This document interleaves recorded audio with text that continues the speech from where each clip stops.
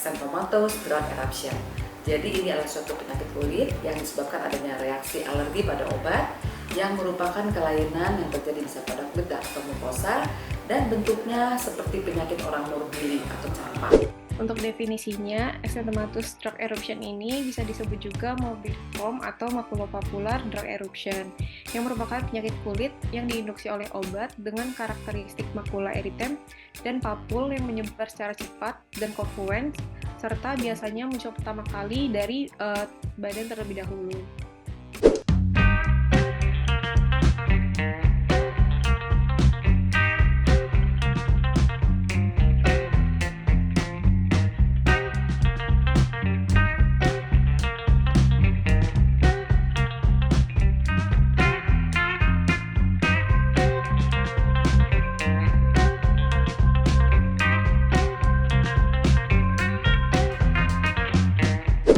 Assalamualaikum warahmatullahi wabarakatuh, pemirsa. Pada hari ini saya akan menyampaikan suatu presentasi bersama dengan Tasya Dwi, di mana judulnya tentang reaksi obat. Jadi tentang Exanthomatous drug eruption. Jadi ini adalah suatu penyakit kulit yang disebabkan adanya reaksi alergi pada obat yang merupakan kelainan yang terjadi bisa pada kulit atau mukosa dan bentuknya seperti penyakit orang morbilli atau campak. Jadi disebut dengan makulopapular atau morbilliformis. Dan untuk menghentikan kelainan ini tentunya hal pertama adalah harus dihentikan dulu konsumsi obat apa yang menjadi penyebab. Dan selain itu diperlukan juga obat-obatan yang bisa simptomatis, misalnya obat gatal ataupun obat menekan sebagai peradangannya. Tentu ini penyakit yang disebabkan adanya reaksi oleh obat itu bisa berdasarkan karena obat yang masuk ke dalam tubuh secara sistemik, baik itu secara oral atau secara provaginal atau parektal ataupun parenteral atau infus. Jadi yang penting bahwa untuk menegakkan diagnosis ini harus ada riwayat anamnesis pemakaian obatnya. Dan kelainan kulitnya juga sebagian besar bisa meluas apabila tidak diobati dengan sesama. Jadi harus betul-betul diobati dengan tuntas. Ikuti videonya sampai habis dan jangan lupa di-share kepada yang lainnya agar bermanfaat. Baik, bismillahirrahmanirrahim. Assalamualaikum warahmatullahi wabarakatuh. Pertama-tama, terima kasih kepada Dr. Nenden dan juga teman-teman atas kehadirannya pada sore hari ini. Pada hari ini saya akan mempresentasikan referat yang berjudul Exanthomatous drug eruption. Untuk definisinya, Exanthomatous drug eruption ini bisa disebut juga morbidiform atau makulopapular drug eruption, yang merupakan penyakit kulit yang diinduksi oleh obat dengan karakteristik makula eritem dan papul yang menyebar secara cepat dan confluence, serta biasanya muncul pertama kali dari badan terlebih dahulu. Untuk epidemiologinya, reaksi obat kulit ini diperkirakan terjadi pada sekitar 2% individu yang terpapar obat. Telah diperkirakan bahwa eksematosa makulopapular ini menyumbang 80 hingga 90% dari reaksi obat kulit. Sedangkan reaksi dalam spektrum yang anafilaksis hingga 20%. Untuk reaksi spesifik obat berkisar dari mendekati 0 hingga lebih besar 55% di antara pasien yang terpapar. Dan untuk tingkat yang tertinggi itu dilaporkan untuk antibiotik, misalnya aminopenisilin dan sulfonamid. Dan juga ada antikonvulsan yang spesifik, misalnya karbamazepin. Untuk etiologi sendiri ini biasanya disebabkan oleh obat penisilin, cefalosporin, golongan antibiotik sulfonamid, atau antikonvulsan. Penisilin kan iya, dokter? Enggak. Terusin. Baik, dokter. Dan penisilin dan neferatnya merupakan penyebab erupsi obat yang paling sering terjadi dengan berbagai macam variasi klinis, termasuk yang tipe eksentomatosa. Faktor resikonya ada beberapa, yang pertama polifarmasi, yang kedua imunosupresi, ada juga infeksi insiden bersama, lalu penyakit autoimun sistemik, ada jumlah diagnosis sekunder, dan juga usia yang ekstrim. Untuk patogenesisnya sendiri, banyak kasus, tapi tidak semua, itu disebabkan oleh reaksi kekebalan tipe yang tertunda, yang dimediasi oleh sel T atau bisa disebut juga hipersensitivitas tipe keempat, yang disertai dengan aktivasi beberapa jenis sel efektor non-spesifik, misalnya makrofag, eosinofil, atau neutrofil.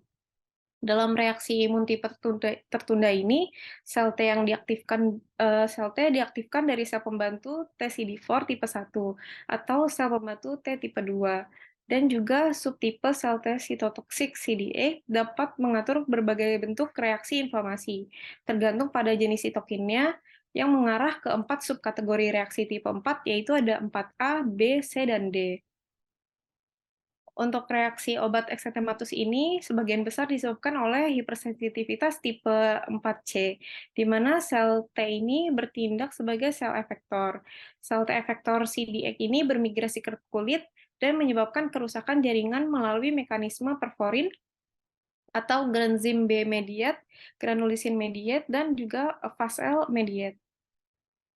Untuk manifestasi klinisnya, yang khas itu terdapat makula eritematosa dan juga papul eritematosa. Biasanya dimulai dari badan, lalu menyebar secara simetris ke ekstremitas dan sering menyatu menjadi sebuah plak. Lalu ada juga gejala seperti pruritus, demam, malaise, dan juga nyeri sendi. Ada juga di berbagai kasus yang tidak khas terdapat lesi enzymatoid, psoriasiform, dan juga lichen. Biasanya lesi ini muncul 6 hingga 12 jam dan hingga 1 hingga 3 hari setelah memulai pengobatan. Untuk diagnosisnya, dilihat terutama bersifat klinis, lalu berdasarkan riwayat klinisnya dan pengobatan, waktu pemberian obat awal dan timbulnya gejala, dan pemeriksaan fisik. Juga harus dipastikan apakah adanya infeksi bersamaan, komorbiditas, dan juga imunosupresi. Untuk mengidentifikasi obat penyebabnya, ada yang harus dipertimbangkan, yaitu yang pertama dari riwayat pengobatan saat ini dan masa lalu, terdapat paparan simultan terhadap beberapa obat, lalu ada pasien yang sebelumnya sebelumnya peka atau sensitif. Lalu ada pengujian laboratorium, terdapat tes fungsi hati dan ginjal, dan juga jumlah sel darah lengkap dan diferensial. Terdapat juga biopsi kulit, tetapi tidak terlalu terpakai. Bisa dibenarkan jika diagnosisnya itu tidak terlalu pasti atau ada kekhawatiran untuk reaksi hipersensitivitas yang lebih parah. Lalu selanjutnya ada pengujian alergi, di mana ini direkomendasikan untuk semua pasien dengan dugaan eksematosa, untuk menyingkirkan atau mengkonfirmasikan hipersensitivitas terhadap obat. Bisa melalui pengujian kulit dengan metode pengujian tambalan dan intradermal, lalu pengujian in vitro, dan pengujian provokasi. Untuk diagnosis bandingnya, ada eksantema virus dan bakteri, sifilis sekunder, dan ruam yang terkait dengan penyakit sistemik atau kulit. Penting juga untuk membedakan erupsi obat eksentematosa ini pada fase prodromal. Dari reaksi obat kulit yang parah, contohnya ada pustulosis eksematosa umum akut, ada sindrom DRESS, dan juga SJS dan TEN. Untuk tata laksananya itu yang pertama penarikan obat. Di sini menarik obat yang sekiranya mencurigakan menjadi penyebab terjadinya erupsi obat makulopapular. Lalu yang kedua ada pengobatan simptomatik. Di sini pengobatannya itu untuk menghilangkan gejala lesi kulit dan pruritus. Yang digunakan ada dua, yaitu kortikosteroid topikal dan antihistamin oral. Untuk kortikosteroid topikalnya itu digunakan kortikosteroid topikal potensi tinggi, contohnya krim dexamethasone, dipakai 1 hingga 2 kali per hari selama 1 minggu atau hingga resolusi, dan juga untuk contoh antihistamin oralnya dipakai generasi yang kedua, contohnya cetirizine atau loratadine.